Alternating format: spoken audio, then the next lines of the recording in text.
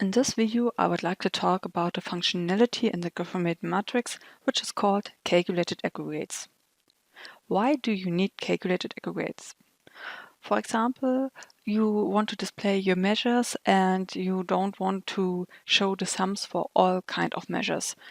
In this example, I provided a graphomate matrix and assigned two measures like profit and sales.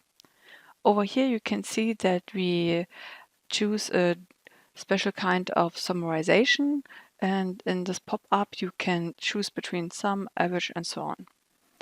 That's quite a nice feature in Power BI itself, but when working with the graphomate matrix we need to do some adjustments. Let me show you what I mean.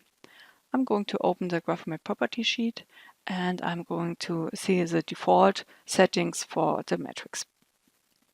Over here we have the aggregation type and you can choose which one you would like to display it. For example, sums, minimum, maximum, and so on. If I'm going to choose one of those, all hierarchy nodes are affected. If I'm going to choose null, you can see how the data is provided by Power BI to the graphomate matrix.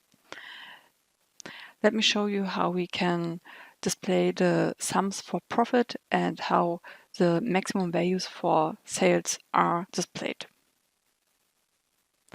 I'm going to open up a calculation aggregation, and here I need to specify a little bit. First of all, we want to display the maximum values for Austria and Belgium. Therefore, we need the numbers from state and province. So let me choose this one. And afterwards, I'm going to switch up the aggregation type to maximum. And I need to restrict the filter to the measures sales.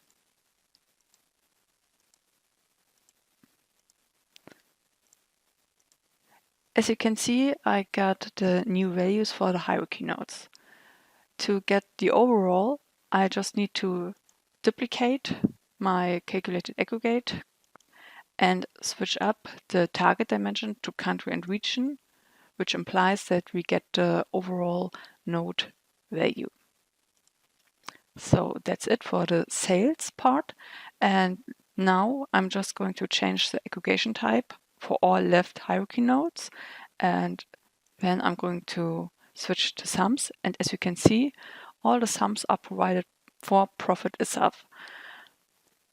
I hope you got the idea how the calculated aggregates are working and how you can use them to your benefit in your visual. See you.